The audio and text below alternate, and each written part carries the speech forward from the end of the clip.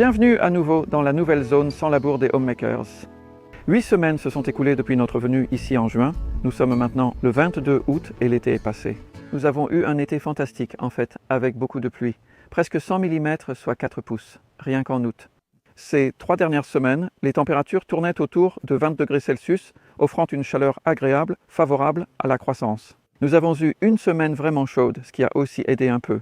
Et ici, par exemple, nous avons planté de la laitue le 21 juin, donc il y a 2 mois. Nous les récoltons depuis 5 semaines, en enlevant les feuilles extérieures. Elles touchent à leur fin, en partie car ce carré est peu fertile. Il y a 4 mois, c'était un pâturage. Nous avons mis du carton, un peu de compost, puis recouvert de plastique. Donc les mauvaises herbes commençaient à peine à mourir lors de la plantation. La laitue était correcte, mais pas la meilleure. Nous avons ajouté des salades de brassicacées, idéales pour l'automne, qui remplacent la laitue. Donc, placer des plants entre les plants existants est une très bonne façon de continuer la récolte. Bien que de ce côté, nous ayons perdu quelques laitues. En fait, ceci est de la roquette plantée entre des laitues Batavia, et les Batavia sont très sensibles aux pucerons des racines. Donc les pucerons des racines apparaissent soudainement dans notre climat. Vers la mi-août, ils font cela lorsque la plante se flétrit soudainement. Ça arrive presque du jour au lendemain. Un jour, vous avez une belle laitue, puis elle disparaît. Heureusement, le jardin principal n'a pas encore de pucerons des racines, et nous plantons de la laitue qui prendra le relais. Je suis confiant que le puceron des racines ne les atteindra pas, et en plus, il n'attaque pas les endives, donc les endives sont une bonne alternative si vous souffrez du puceron des racines de la laitue. Ceci est une toute nouvelle plate-bande réalisée il y a 3 jours par des enfants âgés de 3 à 9 ans. Je collaborais avec eux sur un projet de livre à paraître. Les enfants aiment vraiment ça. Brouette. Le compost a été ajouté aux plantes il y a seulement 3 jours. Quant à ces plates-bandes plus anciennes, nous allons les présenter dans une vidéo et cela expliquera la différence.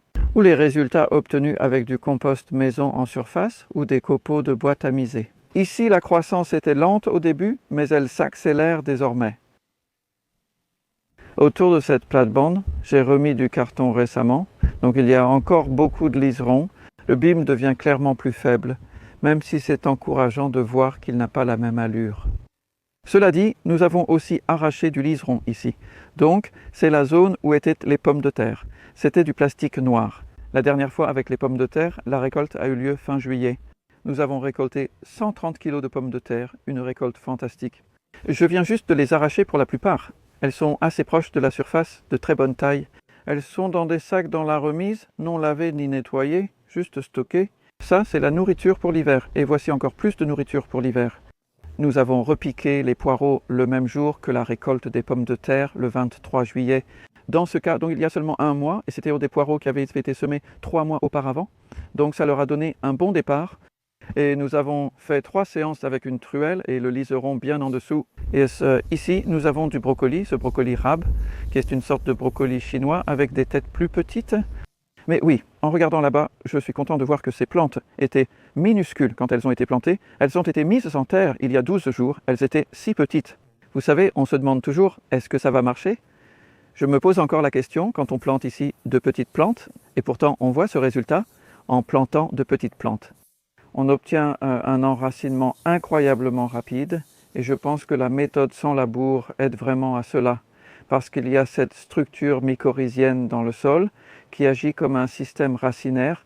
Déjà, les nouvelles racines de ces plantes se connectent avec les mycorhizes. Et voilà, je veux dire, regardez celles-ci, elles sont là. Elles ont été plantées vers le 25 juin. Après 8 semaines de croissance, voici le résultat. Clairement, ce sont les 8 semaines d'été, vous savez, fin juin, juillet, les 3 premières semaines d'août, c'est la période de croissance maximale ici, surtout là où il nous manque souvent un peu de chaleur, mais où il y a généralement beaucoup d'humidité. Et regardez encore l'effet de la bâche plastique sur le liseron, je devrais dire, et comment le liseron, privé de lumière, a du mal à pousser. Donc tout le temps, la racine mère s'affaiblit, elle devient plus faible parce qu'elle produit cette croissance sans recevoir de nourriture en retour. La laine, vous pouvez voir que nous avons mise, se décompose lentement, c'est un essai. Je ne sais pas encore quelle différence cela fera, mais on nous a donné la laine. Alors pourquoi ne pas essayer? La terre était clairement en bonne santé. De plus, il y a du compost au sol sans labour. Le plastique ici devra rester en place jusqu'à ce que ces brascas aient fini, parce que je ne vais pas le découper pour l'enlever. Elles sont auto-arrosantes, donc l'eau de pluie s'écoule dans les trous, même si c'est du plastique noir. Vous savez, c'est vraiment un matériau de paillage très facile à utiliser. Ceci est de la courge butternut, c'est pourquoi elles ont encore des feuilles assez vertes. Les butternuts sont toujours en retard et vous pouvez voir qu'elles commencent à se développer. D'habitude, ce que je remarque avec les courges, c'est que ces petits fruits immatures vont probablement tomber, ce qui ne me dérange pas du tout. Ça va pourrir puis tomber. Si vous voyez ça, c'est parce qu'on est maintenant à la fin août. Elles n'ont vraiment plus que 5 semaines, peut-être 6, de conditions de croissance qui leur conviennent. Donc elles doivent mûrir et les tomates mûrissent vraiment bien.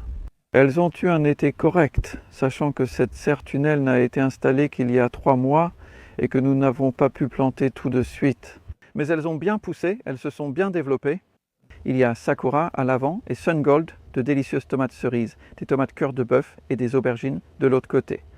Un plant de poivrons et une belle sélection de piments de Dell Farm Plants, la sélection de Jill Vaughan. Vraiment savoureux, certains sont assez forts. Les racines de hêtre ici, ils vont devenir grosses, ça ne me dérange pas du tout, même si elles deviennent énormes. Elles ne deviendront pas ligneuses tant qu'elles ne sont pas mûres. Pas de bêchage avec du compost. De cette façon, elles peuvent devenir ligneuses si vous utilisez de l'engrais. C'est bien, nous aurons de grosses racines de hêtre pour le stockage et le céleri. La dernière fois ici, c'était du brocoli. Donc, ils sont là depuis moins de 8 semaines et ils ont déjà fait ça. Ils font aussi des pousses latérales. Je regrette de ne pas en avoir retiré certaines. Mais vous pouvez voir que la tige principale est solide et pratiquement prête à être récoltée, en fait. Donc, on va les cueillir très bientôt. Et cette variété de choux me laisse perplexe. Elle s'appelle de la Ware et elle m'a été donnée par une gentille dame. J'ai raté son commentaire disant que c'est un chou à feuilles, pas un chou paumé, donc on verra. C'est un peu comme un chou frisé. Je suppose que j'espérais avoir une pomme. J'aimerais faire de la choucroute avec le chou, mais peut-être qu'on peut en faire avec ses feuilles extérieures. Les asperges ont été fantastiques pour des asperges de première année. Je suis très satisfait de cette croissance, surtout en tenant compte de celle-ci. Ces griffes ont été plantées le 24 avril, donc ça ne fait que 4 mois qu'elles sont en terre. Et on ne s'attend pas à récolter ça avant un bon moment, 3 ans peut-être, mais la plante accumule son énergie et on maîtrise toujours le liseron. De la même façon ici, la rhubarbe a vraiment bien pris racine maintenant, pour ainsi dire. Sous le paillis de copeaux de bois, elle s'est bien enracinée là où les mauvaises herbes sont mortes. Et maintenant, c'est une excellente terre en dessous, pleine de fertilité, de la fertilité naturelle du sol. Le paillis de copeaux de bois au-dessus n'apporte pas de fertilité, et c'est une histoire similaire ici. Donc ceci était juste un essai pour voir ce qui se passerait et ce qui ne pousserait pas. Ajouter du paillis de copeaux de bois et observer les limaces, car elles étaient sous la bâche plastique.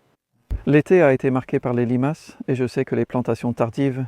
Nous avons eu quelques problèmes récemment, mais pas trop. Surtout parce que beaucoup de nos plantations ont été faites à temps, et ça c'est certain. Planter en plein été est plus difficile, car ce climat humide attire de nombreuses limaces et escargots.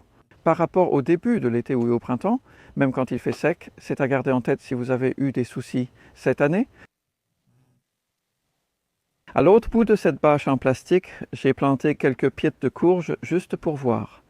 Je n'aime pas laisser la terre à nu ainsi, mais dans l'intérêt à long terme de voir comment le bois raméal fragmenté peut fonctionner et d'utiliser une bâche en plastique comme celle-ci. Je pense que c'est très intéressant de comparer cela avec le reste du terrain. On voit que ces courges poussent bien, je pense grâce au bois raméal fragmenté. Elles ne font pas vraiment grand-chose. Je ne pense pas qu'on récoltera beaucoup là-bas. Ici du chou-fleur romanesco et là-bas du chou de Savoie. C'est ici que se trouvaient les pois. Et waouh, je suis content de la croissance ici. Et on peut voir à quel point le filet fonctionne vraiment, vraiment bien. Pour éloigner les insectes, nous avons ici une croissance très saine. Les feuilles, cela dit, m'impressionnent vraiment. Ça ressemble plutôt à un morceau de chenille. C'est peut-être quelque chose à vérifier demain, mais surtout, il se peut que quelque chose se soit faufilé dans le coin. Dans l'ensemble, les feuilles sont en bonne santé. Des filets comme celui-ci. Normalement, je les laisse pendant les 6 premières semaines sur les brassicas. Ici, ce sera peut-être un peu plus longtemps à cause des lapins, possiblement. C'est la même chose pour la chicorée là-bas, et il y a beaucoup de liserons auxquels il faut faire attention. Vous pouvez voir que chaque planche, cependant, a de très belles plantes, comme la bête que nous avons déjà récoltée plusieurs fois. Ce sera bien, surtout pour l'automne. On attend de pouvoir les récolter, et ensuite ces courges seront prêtes, probablement dans une semaine environ. Désolé, peut-être 2, en fait peut-être 3. J'étais un peu optimiste, alors que le maïs, lui, est définitivement prêt. Regarde ça. Ceci est une variété appelée Early Bird, et même si elle n'est pas cultivée en bloc serré, tu sais, les plantes sont assez bien espacées. La pollinisation est très bonne ici. Seuls quelques dégâts mineurs dus à des oiseaux près du sommet sont visibles. C'était il y a quelque temps. Je dirais même que oui, elles sont bonnes à manger maintenant, c'est sûr. Je m'inquiète toujours un peu à cause des blaireaux ici. S'ils trouvent ça, ils vont tout saccager. C'est surtout le désordre qu'ils provoquent, plus que le reste. Ça sera parfait pour le souper, avec les crampes et la courge. Waouh, regarde-moi ça. Ici, il y a 38 plants. J'espère qu'on aura au moins 2 ou 3 courges par plante, donc il pourrait y en avoir une centaine ici. Mais les Crown Prince sont assez gros et ils peuvent très bien rester posés au sol comme ça sur le plastique. Aucun problème, vous pouvez laisser vos courges directement sur le sol sans rien mettre dessous. Elles ont une peau très dure et généralement vous pouvez voir qu'elles sont mûres. Quand elles jaunissent d'un peu, la tige sèche davantage, elles restent assez vertes, donc pas d'urgence pour récolter. Elles sont bien là. Oui, ça pourrait même durer 1 mois. Tu pourrais en récolter maintenant, mais la saveur sera meilleure si on attend. Et là-bas, quelque chose que nous n'avons pas encore vu, ce sont les abeilles. Donc il y a 3 ruches qui sont arrivées assez tard, début juin. Nous les attendions en mai, et cela signifie que nous avons manqué le printemps, le pollen et le nectar. Mais le printemps a été tardif, et cela a joué en notre faveur. Donc les abeilles se sont en fait très bien débrouillées, mieux que ce que j'espérais, et nous pourrions même avoir un peu de miel cette année. Avec Brani, qui s'occupe de faire connaissance avec les abeilles et d'apprendre quoi faire, et j'ai réussi à trouver du temps, même la semaine dernière, pour avoir une séance avec Jed, qui me montrait comment les manipuler. Nous avons retiré les hausses du dessus, qui étaient bien lourdes, avec un peu de miel, et le couvain avait beaucoup d'abeilles sur chaque cadre, ce qui était très prometteur.